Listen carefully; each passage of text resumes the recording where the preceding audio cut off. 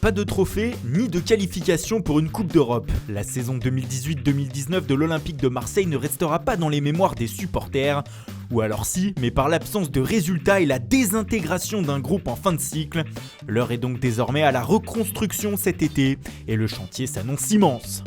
La première étape pour l'OM aura lieu au niveau de l'organisation du club. Le propriétaire Franck McCourt devra décider dans les prochaines semaines si Jacques-Henri Hérault reste à la tête de Marseille en tant que président.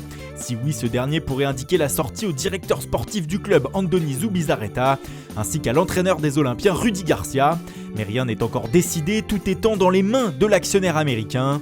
La non-qualification en Coupe d'Europe, que ce soit en Ligue des Champions ou en Ligue Europa, aura aussi un effet sur les finances du club, d'où le deuxième chantier que devra mettre en place la direction, celui du dégraissage de l'effectif. Déjà, les supporters marseillais peuvent dire au revoir à 4 joueurs, Thomas Oubokan, au club depuis 2016, Rolando, présent depuis 2015, et Mario Balotelli, arrivé cet hiver, sont en fin de contrat et devraient donc quitter les bords de la Méditerranée. Pour l'Italien, même si les débuts ont été encourageants, l'absence de Coupe d'Europe fait que l'OM ne pourra pas continuer à assurer son salaire.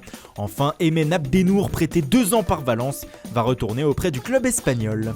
4 départs donc, mais qui ne rapporteront pas d'argent aux Olympiens. Ces derniers doivent trouver, selon les dernières rumeurs, environ 80 millions d'euros cet été afin de maintenir un équilibre financier.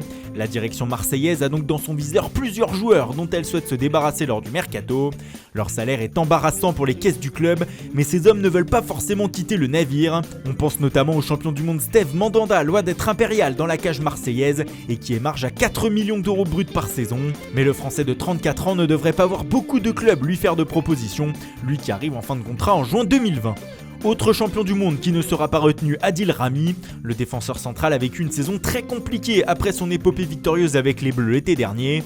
Un départ aux États-Unis a été évoqué, mais le Français aimerait rester encore une saison à Marseille où il gagne 3,6 millions d'euros par an. Grégory Sertic, qui va revenir de son prêt au FC Zurich et qui touche 1,5 million d'euros par saison, devrait aussi se voir montrer la sortie. Le même sort pourrait être réservé à Dimitri Payet, recruté à prix d'or à West Ham il y a 2 ans et demi avec un salaire de 6 millions d'euros par exercice jusqu'en juin 2021. L'international français n'a pas retrouvé son niveau depuis sa blessure avant la Coupe du Monde de l'an dernier. Des propositions venant de Chine pourraient arriver sur le bureau de l'OM comme l'été dernier. Enfin, les cas de Nemanja Radonjic, recruté en août 2018 mais qui n'est pas au niveau, ou encore de Clinton Ng et de son salaire à 2,2 millions d'euros par saison seront étudiés. Le Camerounais avait failli partir l'été dernier avant de voir son transfert au Sporting avorter. Marseille pourrait aussi devoir gérer le dossier Kostas Mitroglou. Le grec prêté 1 an et demi à Galatasaray ne semble pas avoir convaincu en Turquie où il n'a inscrit qu'un seul but depuis son arrivée. Il pourrait être envoyé à Marseille, mais le club olympien pourrait aussi négocier avec un autre club un transfert sec. L'Olympiakos serait intéressé. Enfin, les dirigeants olympiens ont dressé une liste des joueurs pouvant leur rapporter un maximum d'argent. Le premier d'entre eux est bien sûr le champion du monde Florian Thauvin. Marseille en espère 50 millions d'euros. Le Français était annoncé proche du Milan AC ces dernières semaines. Morgan Sanson aussi pourrait rapporter gros. Les actionnaires de l'OM estiment qu'il pourrait récupérer 40 millions d'euros sur l'ancien Montpellierin. Wolverhampton et Dortmund seraient notamment venus aux nouvelles. Le Borussia aurait aussi des vues sur Maxime Lopez, qui ne sera pas retenu en cas d'offre satisfaisante pour les comptes marseillais. L'idée est la même concernant le prometteur défenseur central Boubacar Kamara, qui n'a toujours pas prolongé son contrat et dont le prix serait d'une vingtaine de millions d'euros.